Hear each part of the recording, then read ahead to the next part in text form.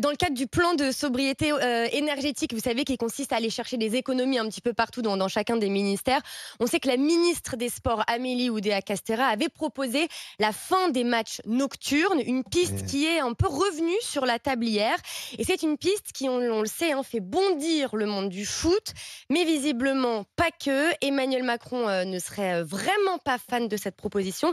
Un parlementaire très proche du président nous explique qu'il serait remonté comme un coucou contre ce concours Lépine de mauvaises idées. Et il poursuit: entre réguler les jets et interdire les matchs le soir, on n'a qu'à arrêter les concerts en plein air le soir, et pourquoi pas les représentations de théâtre à l'intérieur. Stéphane. Non mais surtout. Non mais là, c'est vrai que c'en est risible parce qu'on ne fait pas de l'écologie, et pire, on braque les Français sur ce sujet de l'écologie parce qu'on est dans un truc complètement débile. On ne parle pas de bilan carbone. Le bilan carbone d'un match de foot, quand tu regardes le nombre de spectateurs, soit sur place, soit à la télévision, le bilan carbone, il est très faible. Donc à un moment, comme les jets, tout ça, c'est des sujets qui sont mais vraiment d'un ridicule.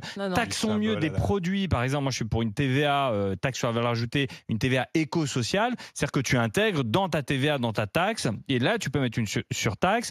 Eh bien, est-ce que l'entreprise respecte ses salariés, les paye correctement? Est-ce que c'est une centrale à charbon qui a produit, qui a émis et qui est venue de l'autre bout de la terre? Voilà des vrais sujets, mais franchement là c'est de l'écologie de salon. Donc pour toi, surtout que, pardon. Non, je vais vraiment très rapidement, surtout que le sujet c'est d'économiser de l'argent.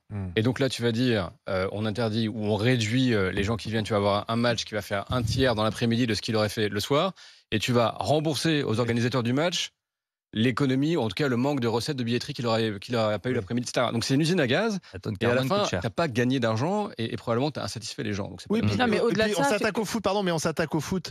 On ne dit pas, tiens, il n'y aura plus de représentation d'opéra le soir parce qu'on doit éclairer, non plus, ou de théâtre. Comme par hasard, on s'attaque au foot. Mais rapidement, 20 secondes. 20 secondes, que tu compares pour moi 63 personnes qui détiennent un jet et qui polluent autant que la moitié des Français, soit 33 millions, est assez gravissime. C'était débunké, cette fausse information.